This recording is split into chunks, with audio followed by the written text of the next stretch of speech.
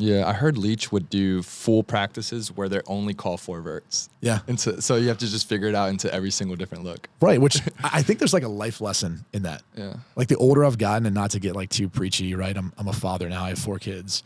And, before you have your first, you read these books about like how to prepare for fatherhood. Mm-hmm. And one of the things that I realized after having our first Sloan, who's now 7 years old, is like quarterbacking is probably the best manual to prepare you for life afterwards, because you're challenged in so many different ways of how you have to like lead, operate, how you have to execute. And there's just I'm always pulling away similarities to that. And, I don't know. It's odd. It's had such a profound impact on my life in the way that like you take all these lessons that coaches teach you. And one of the things that I've like, the older I get, the more I've realized is everyone's got a unique way of doing something or how they've accomplished something. It could be in the business world, it could be in football. It boils down to this. You just have to figure it out.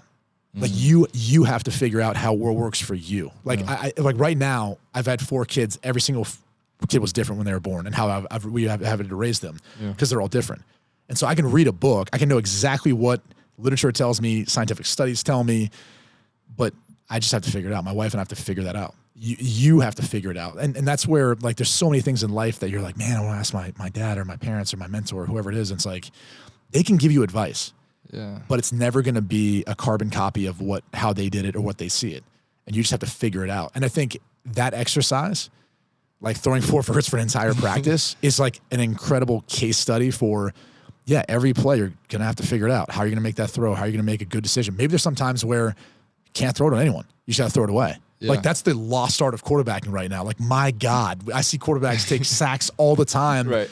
Running, scrambling, all this stuff. And they'll take like a 3-yard loss. I'm like, dude, just throw it away. My biggest pet peeve is when you're rolling out and you could just literally just dump it out, and they run out of bounds and you lose 3. Man. Like, why? Protect the rating.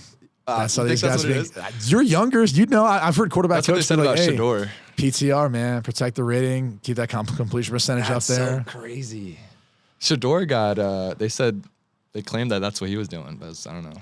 I mean, because he took so many sacks. I guess I don't know. Yeah, but their offensive line. They had a bad line. Yeah, they had a bad line. Damn. And the tough thing is when you're down too, and you can only pass, which they didn't run a lot. You're gonna take more sacks when you're a one-dimensional team at that point. So it kind of comes with the territory, honestly. You think he's the best guy coming out next year? He's definitely one of them. He's definitely one of them. I think it's not a bad class. They got Dylan, him, Jackson, my guy Jackson. Yeah, I think he's gonna have a good year. Who else? I mean, Will Howard. Talking about transfers coming out. Yeah, Carson Beck out of Georgia. He'll be. Someone had him number 1. I was like, what? He had a pretty good year last year. I would actually say, like honestly, yeah. Really? I would put. He actually showed to be a better athlete too than I thought he was going to be. Yeah. Drew Aller, I think, is another one that I like Drew. Oozes with a ton of different talent ability. So I'd be curious to see how that works out for him. But there's a lot of guys, but Shedeur's definitely up there. I mean, look, I'll put it this way. He's been clutch. He moves extremely well, and he like doesn't move until he needs to. And then when he does, he's effective.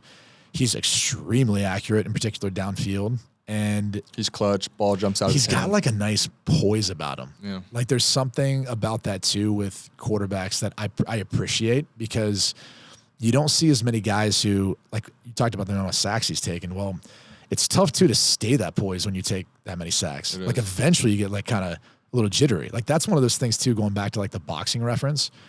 Like you realize when you step into the ring, and it's similar to playing quarterback, when you are in the pocket, you're going to get hit. Yeah.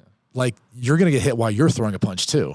And so it's very similar to like knowing there's a free rusher, eyes downfield, making a throw, and knowing you're going to take a hit too. Yeah. There's elements of that mentally like that prepares you for that. Like you probably see ghosts in a sense in boxing too. Like if a guy twitches and you think he's going to punch, is that a little bit? I mean, the thing is you'd like to not like overcommit to blocking a punch, even if he's just fainting, right? Like you'd like to have as minimal movement as possible. Like that's one of the arts I think of boxing is like, you know, when you're kind of ducking and weave, like you'd rather not do like, oh man, like to get away. Right. You'd rather just slowly kind of subtly move. That's what made Tom Brady so amazing to watch in the pocket, was he never like moved way more than he needed to. He just super efficient. Super efficient.